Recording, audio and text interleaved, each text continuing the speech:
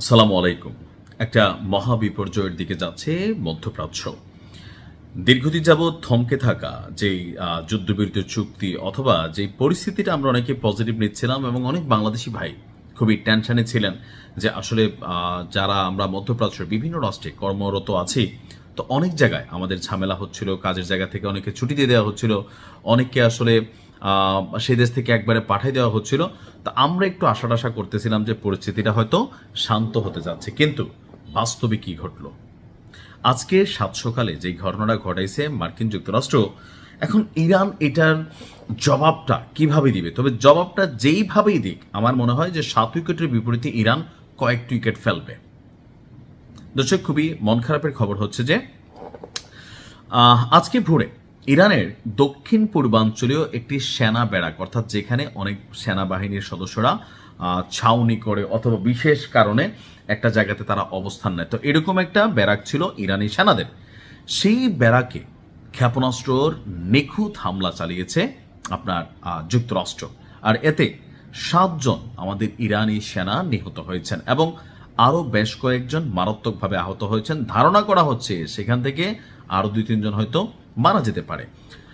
গণমাধ্যমে আর ইরানের রাষ্ট্রীয় টেলিভিশন যেই প্রতিবেদনগুলো দিচ্ছে, সেখানে বলা হচ্ছে আপনার সিস্তান ও বেলুচিস্তান প্রদেশের বামপুর শহরে ইরানি স্থলবাহিনীর একটি ব্যারাক আছে। সেই ব্যারাকের যে আবাসিক এলাকা এবং সেনা সদস্যদের যে অবস্থানের জন্য বিভিন্ন কি বলা হয় যে টাওয়ার বানানো হয়, এগুলোকে টার্গেট করে একটা দুইটা না, একযোগে 13টি ক্ষেপণাস্ত্র নিক্ষেপ করেছিল মার্কিন যুক্তরাষ্ট্র।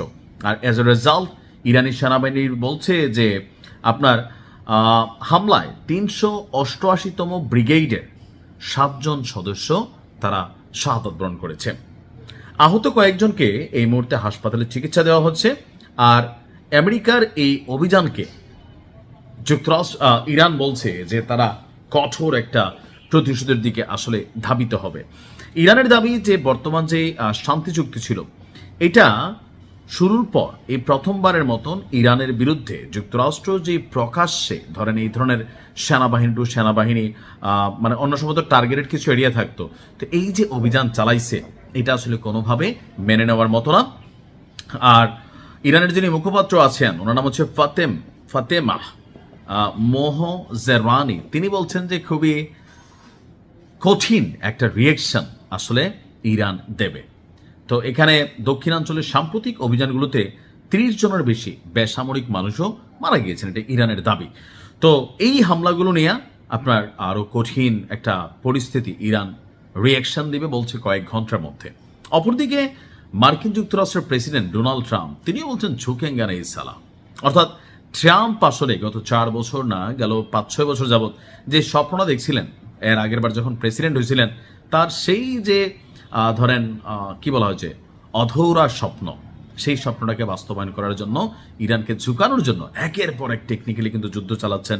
যেমন সৌদি আরবিয়া ওইখানে ইয়েমেনের সাথে কিন্তু ইরানের বিরুদ্ধে একটা লড়াই কিন্তু লাগাই দিচ্ছেন অলরেডি। তো এদিক দিয়ে আবার ইসলির সাথে খেলা আছে, এদিক দিয়ে ধরেন নিজেরা খেলতেছে। তো সবকিছু মিলে আমি জানি না আসলে যে পরিস্থিতি কোন দিকে মনে নেবে। তবে এতটুকু বুঝতে পারতেছি মধ্যপ্রাচ্য একটা বড় ধরনের সংঘাত হবে। একটা ভবিষ্যৎবাণী ছিল যে 2026 সালে পৃথিবী জুড়ে একটা বড় ধরনের যুদ্ধ হবে, আর এই যুদ্ধে মার্কিন যুক্তরাষ্ট্র তারা মাইনাস হয়ে যাবে। এখন আসলে কতটুকু বাস্তব কি হবে জানি না। তো দেখা যাক। ইরানের জন্য শুভকামনা, আল্লাহ তাদেরকে ফতেহ দান করুক। আসসালামু আলাইকুম।